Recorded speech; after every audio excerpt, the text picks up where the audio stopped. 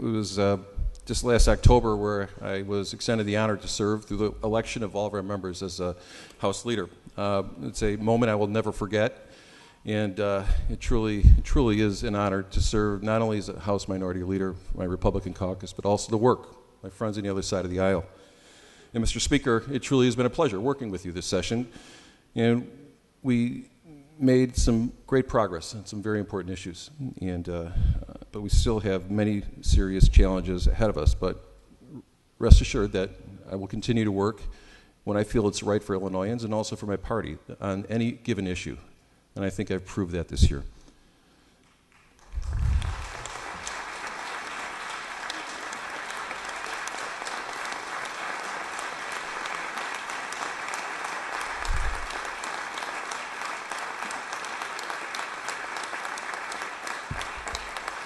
No, thank you. I looked at I have some comments that I made last October, and I just looking at some of the comments that I made. One of them was that I talked about the fact that the House Republican Caucus is a unified caucus. That was last October, and we are as unified right now as we were back in October. So I thank my friends over here, my colleagues who have entrusted me with this position. Thank you for it. You know, we don't agree on everything, but we shouldn't agree on everything. But we have held together on some of the most important issues of the day. And I want to thank every one of you for doing that. I really appreciate it, and I mean it from the bottom of my heart. I also said that everybody in this building, everybody on Democrat, Republican, they need to know that my door is always open. And it was never more true 2 days ago when Ray Poe had his chicken over in the back, and there was a log jam that was created in that little hallway. What I did is that I opened my door and allowed both, not only Republicans, but Democrats to walk through, as my door is always open. But always, I think all of you who know me, that I've always give everybody an opportunity to make their case, to discuss with them any issue that they have, and to see if there's any way we can help them. But the fact is, I'm glad to do that, and I'll continue to do that.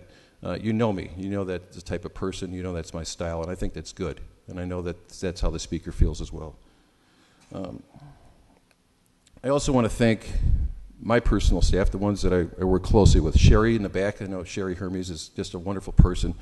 Vicki Crawford, who does my press, and Scott Reimers, Chief of Staff. They do a great job. They help me out so much because at times I can be a handful.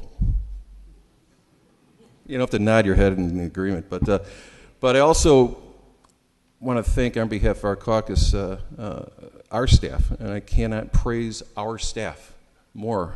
They are the ones that work in the second floor of the Capitol, the ones who work on the fourth floor in the Stratton building, also the ones that are working on the second floor of the Stratton building. I can never thank them enough for the hours and upon hours they dedicate to our caucus. They are truly the best.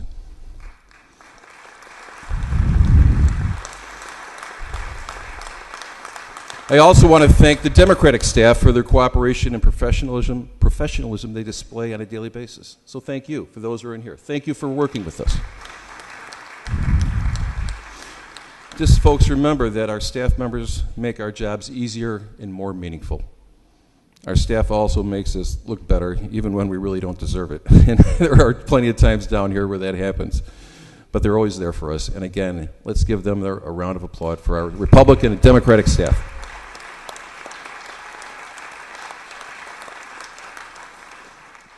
You know, we are all here for the right reasons. We want a better Illinois for our families, our friends, and our neighbors.